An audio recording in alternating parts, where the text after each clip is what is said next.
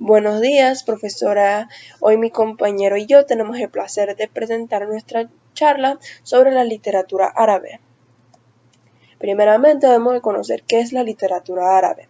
Como bien dice mi diapositiva, la literatura árabe es el conjunto de textos literarios escritos en la lengua árabe.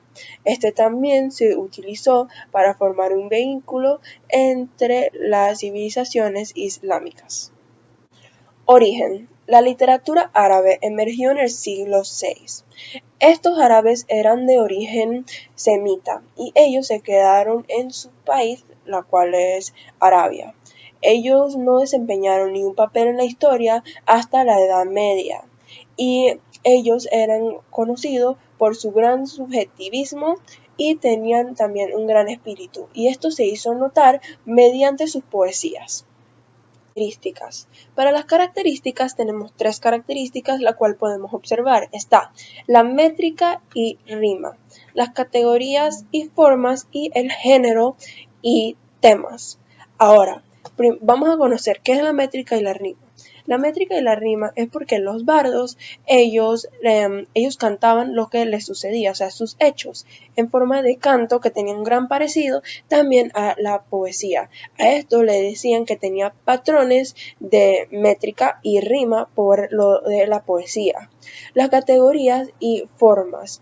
A esta le decían que tenía esto lo pudieron dividir en una categoría que fue según la sílaba de la rima. Esta fue una de las primeras categorías, la sílaba y la rima. Hay otras que pudieron dividirlo después. Y para géneros y temas lo pudieron dividir en dos géneros. El género panegírico, que esta consistía en un elogio al tribu, y también está el género satírica opuesta, que esto por lo general se hacía en forma de alabanza hacia sus enemigos hacia sus enemigos. El contexto histórico. Para el contexto histórico tenemos dos: la literatura preislámica y el Corán y el Islam. La literatura preislámica es conocido también que fue en el periodo de la ignorancia. Ahora nos preguntamos, ¿por qué periodo de la ignorancia? Bueno, esto se decía ya que había una ignorancia hacia la religión.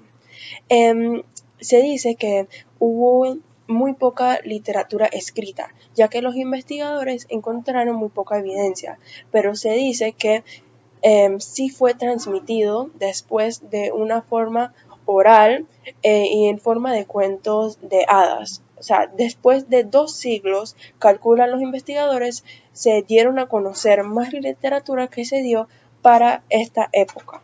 El Corán y el Islam. El Corán es el libro de la religión islámica. Dicen sus mismos seguidores que estos son palabras dictadas por su mismo Dios. El Corán es muy importante para la literatura árabe, ya que para el árabe clásico, ya que ellos utilizaron ese lenguaje tan sagrado. Según algunos teólogos, el Corán marcó el final de la literatura preislámica, la cual podemos observar aquí. Y dicen que con el advenimiento y la difusión del Islam comenzó la tradición de la literatura. Periodos. Tenemos el periodo Omeya, que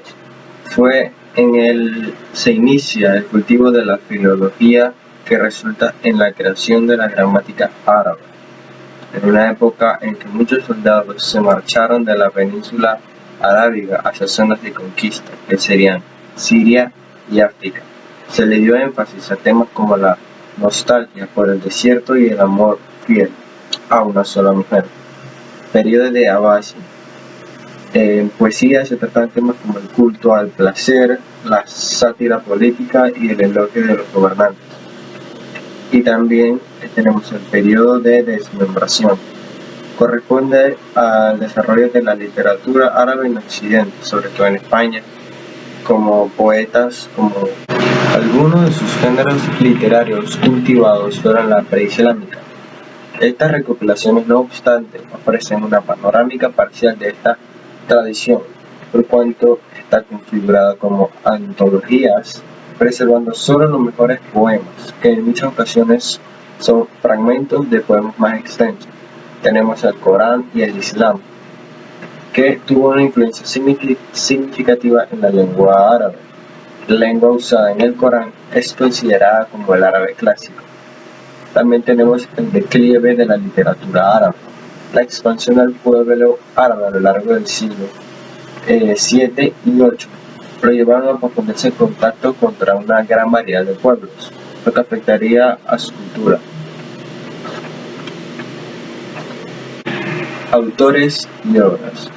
Algunos de estos son Abu Uthman, que en sus obras abordaba el arte de vivir y el buen comportamiento. También en su producción resaltaba la influencia de los persas y el pensamiento griego. Tenemos a Abu Muhammad, que fue un escritor de literatura abad. Además, en sus obras abordó temas de la teología, filología y crítica literaria. Y por último tenemos a Ahmad al-Tifashi. Se le reconoce por su obra Un paseo de los corazones. Esta era una antología de 12 capítulos de poesía árabe. El Corán, las 1001 noches. No ha llegado obra más sublime al mundo que mediase entre lo religioso y lo eterno. Está compuesta básicamente de escritos religiosos que abarca desde los criterios más sagrados hasta los más profanos. Las 1001 noches son hoy en día una de las obras maestras de la literatura universal. Sin embargo, el estatus de la obra es complejo y a pesar de la antigüedad del texto, las 1001 noches han sufrido durante mucho tiempo por ser consideradas como una obra popular de cara a la élite intelectual del mundo árabe, lo que explica su tarda fijación. La literatura árabe es tan importante como cualquier literatura.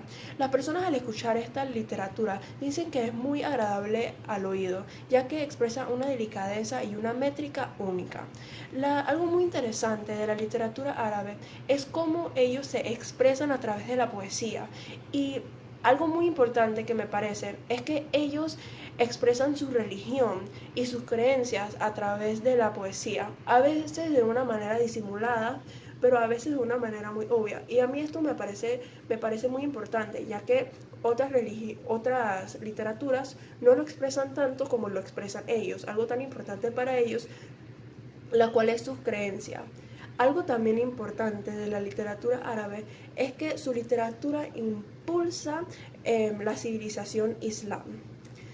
Y bueno, es muy importante conocer sobre ellos y les recomiendo a todos para que conozcan y lean, ya que es muy bonito y tienen buenos mensajes.